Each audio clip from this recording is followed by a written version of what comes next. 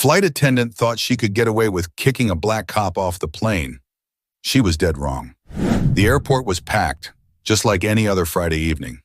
People rushing, flight announcements crackling over the speakers, the smell of overpriced coffee lingering in the air. Officer Brian Coleman didn't mind any of it. After 3 days at a law enforcement conference in Phoenix, he was ready to head home to his wife and kids in Nashville. He adjusted the strap of his carry-on and glanced at the departures board. Flight 327 to Nashville. On time. Good. No delays. He'd had enough sitting around. A direct flight, 3 hours in the air, and then he'd be home. The boarding process was smooth at first. Brian wasn't in a hurry. He had a window seat, so there was no need to fight for overhead space. He let the crowd push ahead, stepping on last with a tired but polite nod at the flight attendants near the entrance. That's when he first noticed her.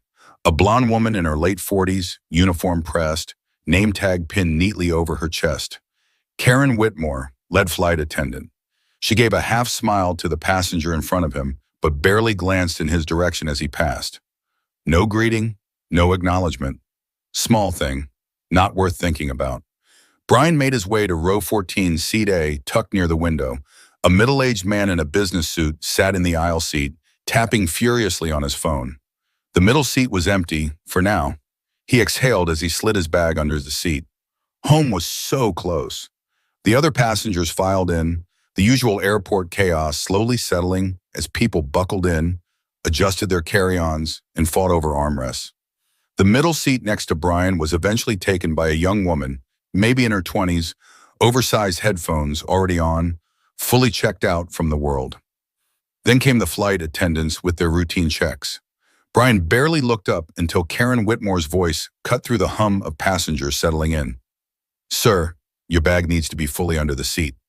Brian turned, surprised. His duffel was tucked in neatly. He had flown enough times to know the rules. He reached down, pushed it a fraction of an inch further, though it was already secure. "All good now?" he asked, keeping his tone even. Karen didn't respond, just pursed her lips and walked off. Weird, but whatever.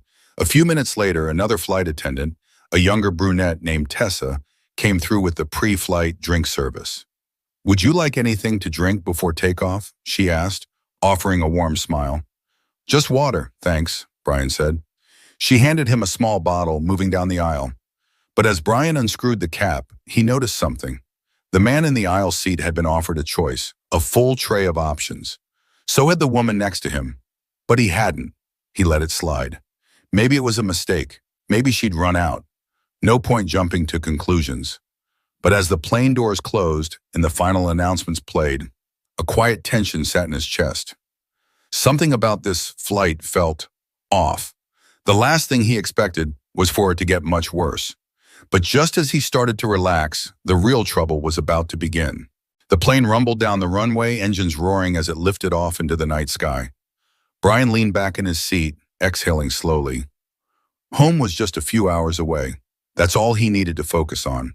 But the feeling from earlier still lingered. 30 minutes into the flight, the seatbelt sign blinked off. People began shifting, stretching, and flagging down flight attendants. The first drink service started, carts rolling down the narrow aisle.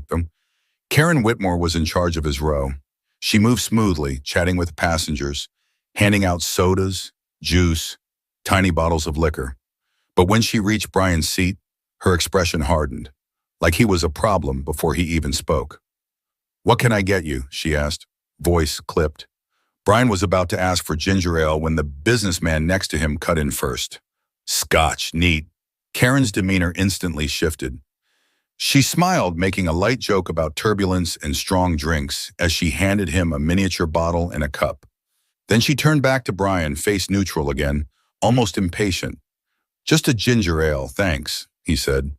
She poured it quickly, barely making eye contact, then moved on without another word. The woman in the middle seat got a different treatment. "Cranberry juice?" "Of course, sweetheart," Karen said, her tone warmer, more pleasant. Brian watched, jaw tightening slightly. Maybe he was reading into it too much, but the contrast was noticeable. He wasn't looking for special treatment, just the same respect as everyone else. A little later, he adjusted his seat slightly, just a small shift to get comfortable. Immediately, Karen appeared again. Sir, your seat needs to be fully upright, she said firmly. Brian blinked, confused. The plane wasn't descending. No one else had been told anything. He checked the seat, barely reclined at all. It is, he said simply.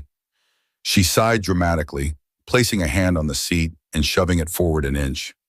Now it is, she muttered, before walking off. The businessman glanced over, raising an eyebrow but saying nothing. Brian sat still, exhaling through his nose. He had dealt with attitudes like this before. Subtle, but pointed. Small things that, by themselves, didn't seem like much. But stacked together, they painted a clear picture. Still, he had no intention of making a scene. 3 more hours and he'd be off this plane for good. But then the situation took a turn he didn't see coming. An hour into the flight, the tension had settled into Brian's chest like a slow burn. He wasn't looking for trouble, wasn't even making eye contact with Karen anymore. The last thing he needed was unnecessary drama. But sometimes drama finds you, whether you want it or not. The cabin lights were dimmed, and most passengers were either watching movies or scrolling through their phones. Brian had just closed his eyes when he heard a voice. "Excuse me, sir." He opened his eyes to see an older man, maybe in his 70s, standing in the aisle gripping the seatbacks for support. His face was lined with irritation. "I believe you're in my seat," the man said, voice firm. Brian frowned slightly. "I don't think so," he replied. "I'm in 14A. That's what's on my boarding pass." The man pulled out a crumpled ticket and squinted at it. "No, I'm in 14A. Brian sighed, reaching for his phone. "Let me check my confirmation." But before he could even pull it up, Karen was suddenly beside them, arms crossed. "What's going on here?" she asked, her eyes flicking only to the older man, completely ignoring Brian. "He's in my seat," the man said, pointing at Brian. "I have a confirmed ticket for this seat," Brian said calmly, holding up his phone. Karen let out an exaggerated sigh, then snatched the old man's ticket. She barely glanced at it before turning to Brian. "You need to move," she said flatly. Brian's brows lifted slightly. "I just told you, this is my assigned seat." Karen pursed her lips. "I don't want to argue. We can find you another seat." "Why should I have to move when I was here first?" Brian asked, voice still level but firm. By now, the businessman in the aisle seat had glanced up from his phone, watching the exchange. A few nearby passengers were also starting to take notice. Karen huffed. "Sir, I need you to cooperate." "I am cooperating," Brian said. "I'm asking for a fair resolution." At that moment, Tessa, the younger flight attendant, approached, looking between them. "Hey, is there a problem?" Karen exhaled sharply. "Yes, this passenger is refusing to move from a seat that doesn't belong to him." Tessa frowned. "Wait, what? He's in 14A. That's his seat." Karen's face tightened. Brian locked eyes with her, watching as she hesitated. Then suddenly she pivoted. "Well, it was a mix-up," she said, voice curt. "Sir, you're fine where you are." She turned to the older man. "Sir, let's find you another seat." The man grumbled but took his ticket back, muttering as he followed Tessa toward another row. Karen lingered for a moment, staring down at Brian like he had personally insulted her. Then she muttered, just low enough for him to hear, "You should have just moved." Brian let out a slow breath, shaking his head. By now, the businessman next to him had set his phone down. "Wow," he muttered under his breath. Brian didn't respond. He had no idea that, in just a few minutes, things were about to get much worse. But before he could process what had just happened, Karen was already looking for a way to make him pay for it. The plane had settled into a lull. People were dozing off, flipping through magazines, or lost in the glow of their screens. Brian tried to do the same, but his mind wouldn't quiet down. Karen's attitude wasn't just unpleasant, it was intentional. He had seen this kind of behavior before. She wasn't outright aggressive, wasn't making a scene, but every little action had a purpose. Every microaggression was calculated. And now, after that seat dispute, she seemed more determined than ever. Brian took a deep breath, looking out the window. 2 more hours to go. Then it happened. Karen appeared again, this time with a tight, forced smile. "Sir, we have a problem." Brian glanced up, already knowing this wasn't going to be good. "You've been making other passengers uncomfortable," she said, her voice loud enough for people nearby to hear. A few heads turned. The businessman next to Brian shifted uneasily, but Brian didn't move. Excuse me? Brian asked, keeping his voice calm. Karen squared her shoulders. A passenger said you were being aggressive earlier. The words landed heavy. Brian's heart thumped once, but his face remained unreadable. What passenger? I can't disclose that, she snapped, but we take these concerns seriously. You need to come with me. Brian exhaled slowly, fighting the irritation creeping up his spine. I haven't done anything wrong. I don't make the rules, she said, her voice sharpening. You're being asked to leave, now. At this point, passengers were fully tuned in. A few had pulled out their phones, recording. The businessman beside Brian leaned in. This is crazy, he muttered. You didn't do anything. Karen's lips tightened. She pressed a button on the wall panel near the galley, and a few moments later, the cabin door opened. 2 airport security officers stepped inside. Brian closed his eyes for a second. He knew this game. He had been a cop long enough to know exactly how this worked. A black man getting labeled as aggressive on a plane? There was no winning here. One wrong move, one raised voice, one hint of resistance, and they'd have all the justification they needed. The first officer, a stocky man with a shaved head, gave Brian a look. Not hostile, but firm. Sir, we need you to step off the plane with us. Brian slowly unbuckled his seatbelt. Every movement was deliberate, controlled. A few murmurs rippled through the cabin. Someone whispered, "This is ridiculous." As Brian grabbed his bag, he caught Karen's expression. Smug. She had won, or so she thought. The businessman next to Brian finally spoke up. He wasn't aggressive at all, he said. This is a mistake. Karen ignored him. Brian rose to his feet, his presence quiet but commanding. He turned, making an eye contact with the passengers who had been watching. A woman near the front of the plane, young, maybe early 20s, was holding up her phone, recording everything. Good. Without another word, he walked toward the exit, security flanking him. As he stepped off the plane, the heavy door slammed shut behind him. Karen exhaled through her nose and straightened her uniform. It was done. But she had no idea that the decision she just made would come back to haunt her, sooner than she could ever imagine. The airport terminal was eerily quiet compared to the chaos that had just unfolded on the plane. Brian stood with his bag in hand, security officers on either side of him. One of them, a younger guy with a buzz cut, looked almost apologetic. Sir, he said, we were just told to escort you off. The airline's handling this now.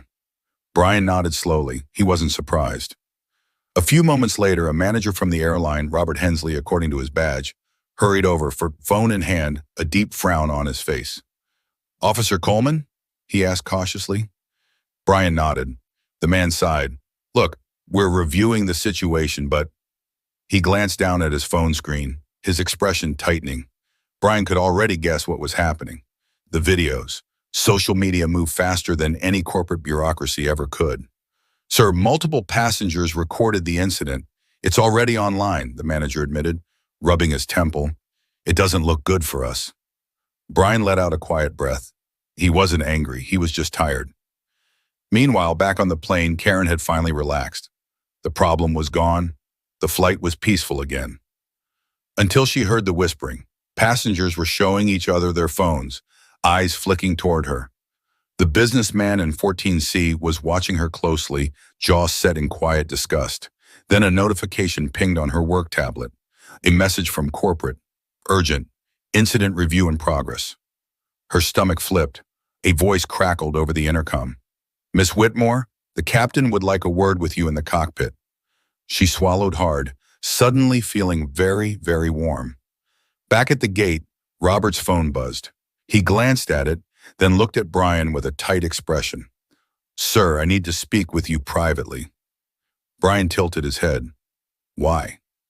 The manager cleared his throat. Because this just hit 1 million views. Brian exhaled sharply, shaking his head. He hadn't even left the airport yet, and the world already knew what happened, and the fallout was just beginning. Karen Whitmore sat stiffly in the bar seat, staring at the cockpit door. The hum of the plane no longer felt soothing, it felt suffocating. The captain, a seasoned pilot in his 50s, stepped out and fixed her with a look that sent her stomach dropping. Karen, he said, voice tight, we have a problem. She swallowed. Captain, I was just enforcing protocol. Cut the excuses. His tone was sharp. Corporate just contacted me. Your actions tonight have put the airline in a massive PR disaster. Karen blinked. They're reviewing everything. Passenger complaints, video footage. He shook his head. The decision to remove that man was wrong, and it's blowing up. I don't know what's going to happen next, but if I were you, I'd start preparing for the worst. She opened her mouth to protest, but no words came out. Meanwhile, at the gate, Brian sat in a private lounge, sipping a fresh cup of coffee. Across from him, Robert Hensley looked paler by the second as his phone buzzed with updates. Sir, on behalf of the airline, I want to extend a personal apology, Robert started, voice laced with stress. We're offering a full refund, compensation, and he hesitated. We'd also like to rebook you in first class on the next available flight. Brian raised an eyebrow. That's a nice gesture, but let's be real. You're only doing this because you got caught. The manager flinched, but he didn't deny it. Brian set his coffee down. Let me guess, she's in trouble now? Robert sighed, running a hand over his face. Karen is currently under immediate review. Based on what's happening, she probably won't be working another flight anytime soon. Brian leaned back, exhaling slowly. He hadn't asked for any of this. He just wanted to go home. But sometimes life had a way of exposing people exactly the way they needed to be exposed. As he boarded his first-class seat on the next flight, stretching his legs comfortably, he glanced out the window and let out a quiet chuckle. Funny how quickly tables turn. What would you have done in Brian's situation? Have you ever witnessed injustice like this? Let's talk about it in the comments.